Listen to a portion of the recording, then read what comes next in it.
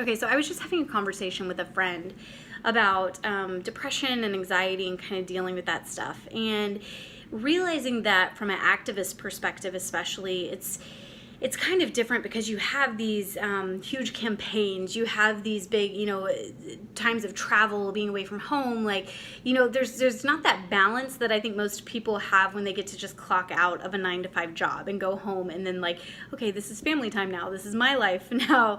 Activism a lot of times is kind of just this roller coaster. And as we were discussing that, I started telling her about what happened to me with the Women's March a couple years ago. And I remember doing 200 interviews in a 2-week period of time. And this included, New York Times and Vice. And at one point I was on the phone with New York Times. And this is when Patricia Heaton, back before I knew her really well, like she was beeping in when I'm on the phone with New York Times. And I was just like, what is my life right now, right? And I'm talking to NPR and like all of these things that are just so massive. I'm getting cut off on Tucker Carlson by the president, coming out to do his first dance. Like, it was just so surreal and crazy. And I remember after that coming back to real life. Like, there was no warning that this was about to happen, right?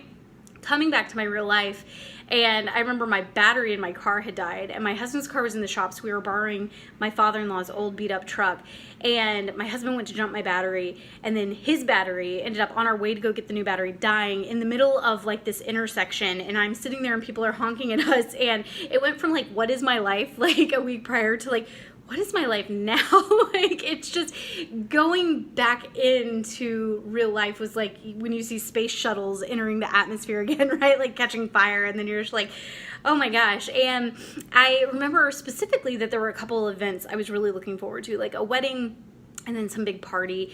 And both of those things, this was even before I got sober. So even with booze, I remember being like, and just not feeling anything about it, not happy, not, the anticipation, not excitement, nothing.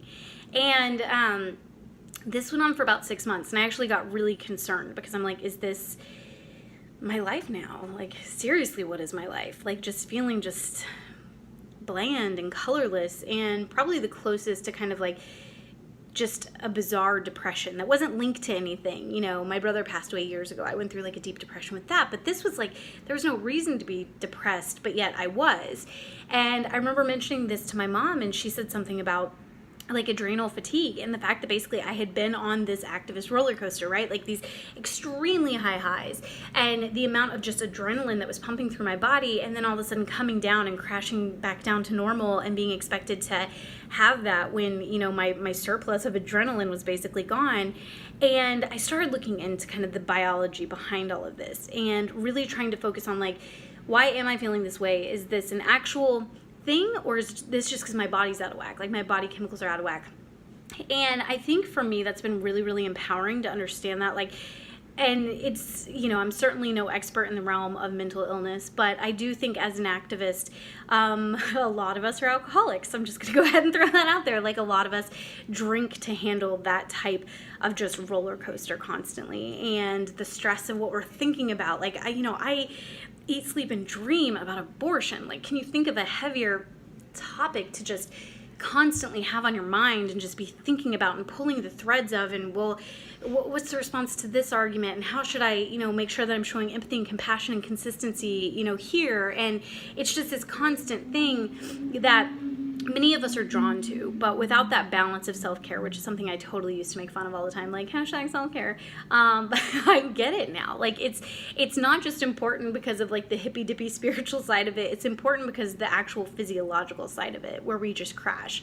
And then getting into recovery for alcohol, they have this thing where they always say, when you're thinking that you need a drink or something, they have this toolbox. So they'll talk about, create a gratitude list. And that seems so stupid because we have those in our heads all the time. We think of all this stuff that we're grateful for, but, beyond that, sometimes writing it down on paper and actually looking at it and having this moment of like, stop, like look at what you have to be grateful for. It's so simple, but it really makes a difference. And another thing that I've personally kind of found to be the most helpful tool is they always say HALT, which stands for hungry, angry, lonely, tired.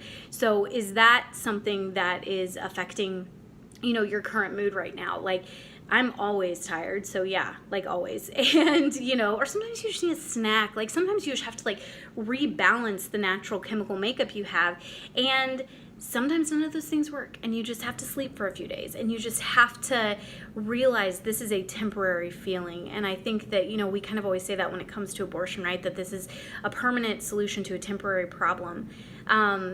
But especially being in recovery and knowing a number of people in the last year who have committed suicide, like that is the ultimate, permanent solution to a temporary problem. And so I don't know, this is all really basic kind of remedial mental health stuff, but it's so strange to me that it's not even stuff I ever really thought about before until I found myself just face planning and being like, crap, like this is what burnout is. This is what activist burnout is. This is what true self-care actually looks like. This is what I have to do if I want to be able to keep going at this speed, and this rate. And so when there's downtime, I don't do great on downtime. I do really great on the roller coaster, but when it's just suddenly kind of calm for a while, reminding myself like not every day has to be, Mach 5 with your hair on fire. Like some days you have to be replenishing for those other moments. And I think that as a female, acknowledging the physiological, the biological, the hormonal elements to why I feel the way I feel has been really empowering. That doesn't mean I can change it, but I at least can know, okay, this is why I'm feeling this way, and maybe this is how I can take some control over it, whether that means talking to a doctor or a therapist, or, for me in particular, without insurance, a lot of times it's hitting up my sister-in-law who's an ER doc, or just spending some time, in bed watching Netflix, binging on stand-up comedy and saying like, I have to slow down because otherwise I'm not going to be any good to anyone and I can't live in that space. So like I said, not rocket science, certainly not like, something that can cure deep depression or things like that, but it is kind of remedial basic stuff that I didn't even know. So maybe there's someone else out there who doesn't know this stuff as well, and it would be helpful. Yeah, so 7 minutes worth of basically only slightly better than WebMD because it was lived experience, but maybe it'll help some of you out too who also are kind of like in that activist grind and coming close to burnout. I sure hope so.